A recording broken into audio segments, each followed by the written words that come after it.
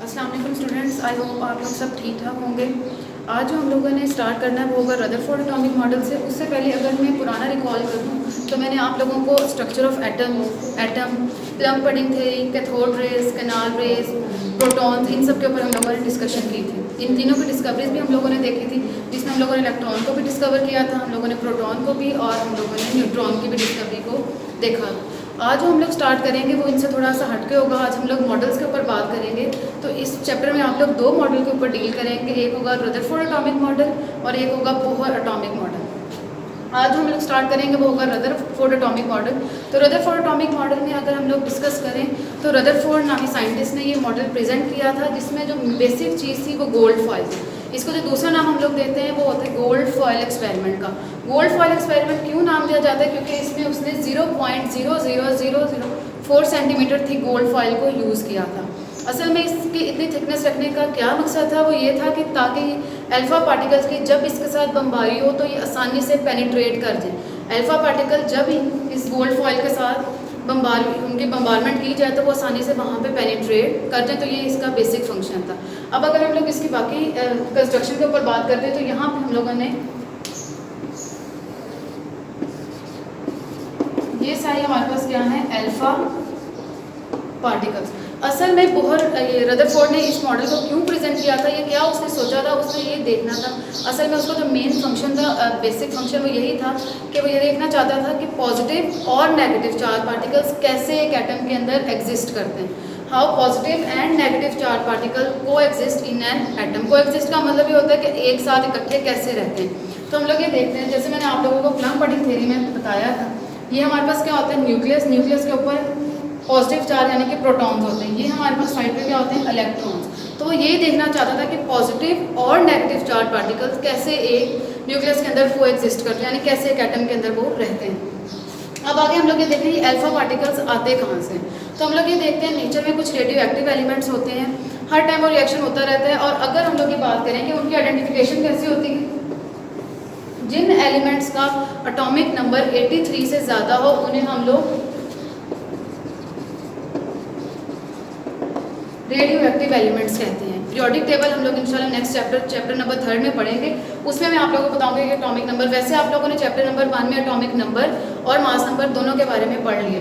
तो जिन एलिमेंट्स का atomic number 83 से ज़्यादा होते हैं उनको रेडियो एक्टिव एलिमेंट्स के नाम से जानते हैं। हाईली अनस्टेबल होते हैं और हर टाइम नेचर में इनका रिएक्शन होता रहता है। और असल में इनके हम लोग ये देखते हैं अल्फ़ा और बीटा पार्टिकल्स जो हैं ये हर टाइम इमिट करते रहते हैं, यानी इनके अंदर से अल्फ़ा पार्टिकल्स और बीटा पार्टिकल्स हर टाइम खारिज होते रहते हैं। अब उसके बाद हम लोग ये देखते हैं इनमें जब वो अल्फा और बीटा पार्टिकल्स एलिमिनेट करेंगे या रिलीज करते हैं तो हम लोग ये देखते हैं वहाँ पे ब्रेक डाउन होता है, यानी कि डी जनरेशन होती है कुछ एलिमेंट्स की, जिसकी सूरत हाल में नए एलिमेंट्स बनते हैं, जो यहाँ पे हम लोग देखते भी हैं। एक है पोलोनियम और एक है हमारे पास रेडियम। आप लोगों की बुक में उन्होंने मेंशन किया हुआ है पोलोनियम भी और रेडियम भी।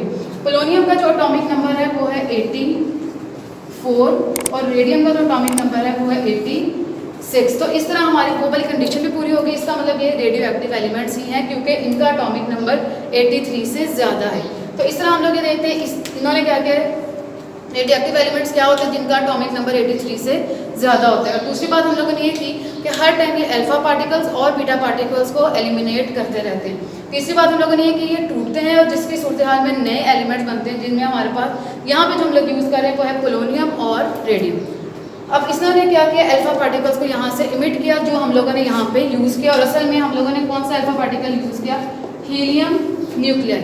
अब ये असल में हमारे पास क्या है, हीलियम न्यूक्लियाई है। तो हम लोग ये देखते हैं जब इनकी बम्बारमेंट हुई किनके साथ, गोल्ड फॉइल के साथ, तो हम लोग यहाँ पे रदरफोर्ड ने कुछ ऑब्जर्वेशंस नोट की, कुछ मुशाहदात किए, जिनमें हमारे पास बेसिक जो था वो यही था कि हमारे पास कुछ some of the particle pass through the foil undeflected, some pass through at a large angle, some at a small angle and some bounce back। इसका मतलब क्या है कि कुछ पार्टिकल्स वहाँ से स्ट्रेट लाइन यानी कि सीधा गुजर गए, कुछ रिबाउंस हुए यानी कि कुछ वापस मुड़ गए, वहाँ टकराए बगैर ही वापस मुड़ गए, और कुछ डिफ्रैक्ट हुए यानी कि वहाँ पे कुछ उन्होंने वहाँ से गुजरने की कोशिश की लेकिन स्मॉल डिफ्लेक्शन यानी कि उनका एंगल क्या था, स्मॉल था। तो ये कुछ ऑब्जर्वेशन थी जो रदरफोर्ड ने नोट की थी।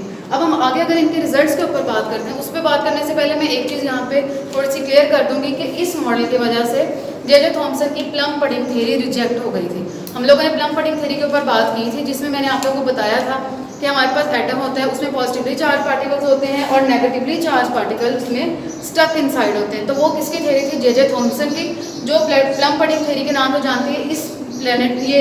इस मॉडल ने उस प्लम पडिंग थ्योरी को रिजेक्ट कर दिया और इसकी जो थ्योरी थी, और इसका जो मॉडल का हम लोग देखते हैं वो इसने प्लेनेटरी मॉडल दिया। जैसे हम लोग बात करते हैं सन होता है, उसके इर्द गिर्द बहुत सारे प्लैनेट्स हैं, तो इस तरह यहाँ पे भी उसने यही कहा था कि पॉजिटिव चार्ज है, उसके इर्द गिर्द क्या है हमारे पास, नेगेटिवली चार्ज पार्टिकल्स रिवॉल्व करते हैं, negative charge particles revolve around the nucleus. अब अगर हम लोग इसके रिजल्ट्स के ऊपर बात करते हैं तो आप लोगों के पास सबसे पहला जो रिजल्ट है वो यही है, since most of the particles pass through the foil undeflected therefore most of the volume occupied by N atom is empty. अब ये देखते हैं, वो ये कह रहे हैं कि कुछ पार्टिकल्स यहाँ से गुजरने की कोशिश करते हैं, ठीक है। अब वो कुछ स्ट्रेट लाइन गुजर गए। अब आप लोग ये देखें कि ये पॉजिटिव चार्ज है ऊपर, यानी यहाँ पे जो नेगेटिवली चार्ज आयंस हैं वो हमें नज़र आ रहे हैं, ये क्या है पॉजिटिव, और ऊपर क्या है हमारे पास नेगेटिव, क्योंकि इलेक्ट्रॉन ने वहाँ पे रिवॉल्व कर रहे हैं। अब कुछ स्ट्रेट लाइन गुजर रहे हैं, कुछ गुजरने की कोशिश कर रहे हैं, लेकिन वहाँ से वो वापस मुड़ जाते हैं। और यहाँ पे अगर आप लोग नज़र आ रहा है रिपेल्ड बैक या रीबाउंस का मतलब ये है कि वहाँ से वो टकराने की कोशिश करते हैं, लेकिन वो फ़ौरन वहाँ से पीछे वापस की तरफ मुड़ जाते हैं। इससे हम लोग कहते हैं रीबाउंस। ये शो करता है कि जो उसका अंदरूनी हिस्सा है, यानी कि जो न्यूक्लियस का जो इनसाइड है हमारे पास वॉल्यूम है, वो एम्प्टी है, वो बिल्कुल वहाँ पे खाली है। दूसरा अगर मैं बात करूँ, the deflection of a few particle prove that there is a centre of positive charge in an atom which is known as nucleus of an atom. अब हम लोगों ने ये भी बात की, यहाँ पे मैंने आप लोगों को बताया ये क्या होते हैं हमारे पास न्यूक्लियस है, जिसके ऊपर क्या होते हैं हमारे पास प्रोटॉन्स है, यानी कि पॉजिटिव चार्ज, और इलेक्ट्रॉन्स वहाँ पे क्या कर रहे हैं, सराउंड कर रहे हैं। अब थर्ड है the complete rebounce of a few particle shows that nucleus is very dense and hard. The complete rebounce का मतलब ये जो कंप्लीट वहाँ से वापस की तरफ मुड़ जाएगा, वो ये शो करता है कि जो अंदर वाला जो हिस्सा है न्यूक्लियस का वो डेंस है, यानी कि वो हार्ड बहुत सख्त है, जिसकी वजह से वो वहाँ से टकरा के बिल्कुल वापस की तरफ मुड़ जाते हैं। नेक्स्ट है since a few particle were deflected it shows that size of the nucleus is very small as compare to total volume of the atom.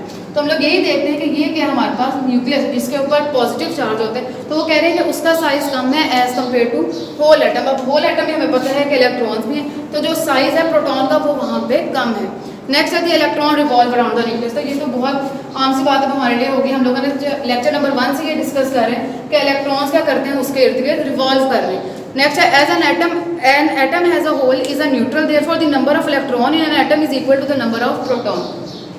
अगर मैं इसकी एग्जांपल लूँ, यहाँ पे कार्बन से हम लोग ले लेते हैं 12 6, एटॉमिक मास 12 और एटॉमिक नंबर 6। अब मैं ये देखती हूँ, ये मैंने एक बना लिया जी एटम।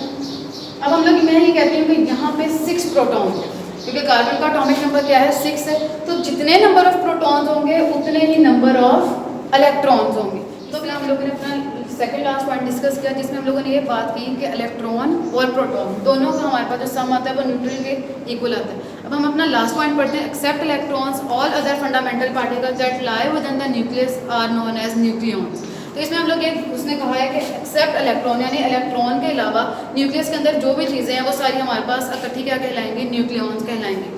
अब लास्ट में हम लोग इसके डिफेक्ट्स के ऊपर बात करते हैं, और डिफेक्ट्स इसके बहुत इंपॉर्टेंट है। एज अ शॉर्ट क्वेश्चन ये बहुत दफ़ा आए हैं कि write a short note on defects of Rutherford atomic model.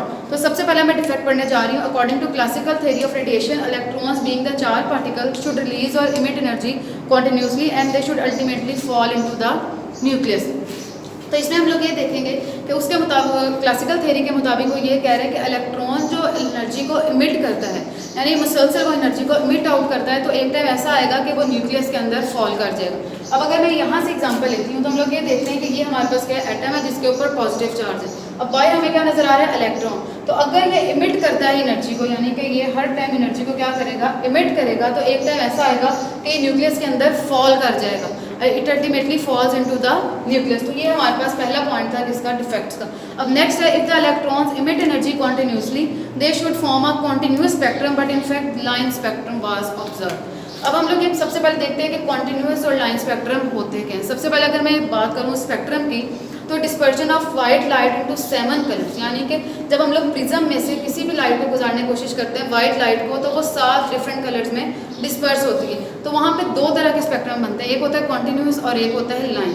Continuous spectrum की जो डेफिनेशन है वो ये, जिसमें कलर्स को डिफ्रेंशिएट नहीं किया जाता वो कॉन्टिन्यूस होता है, और जिसमें कलर को डिफ्रेंशिएट किया जाता है उसे हम लोग लाइन स्पेक्ट्रम कहते हैं। तो इसके मुताबिक वो ये कह रहे हैं कि this should form a continuous spectrum, क्योंकि हम लोग ये कह रहे हैं कि इलेक्ट्रॉन्स क्या कर रहे हैं, इमिट करते हैं एनर्जी को कॉन्टिन्यूसली, तो उसको कॉन्टिन्यूस स्पेक्ट्रम बनाना चाहिए। लेकिन यहाँ पे लाइन स्पेक्ट्रम ऑब्जर्व हुआ तो ये दो हमारे पास किसकी, रदरफोर्ड के हमारे पास फेलियर या डीमेरिट्स बनते हैं या डिफेक्ट्स बनते हैं कि इन दोनों पॉइंट्स को अच्छे तरीके से वो एक्सप्लेन उसने नहीं किया, जो हम लोग ये देखेंगे बोहर एटॉमिक मॉडल में वो एक्सप्लेन होंगे।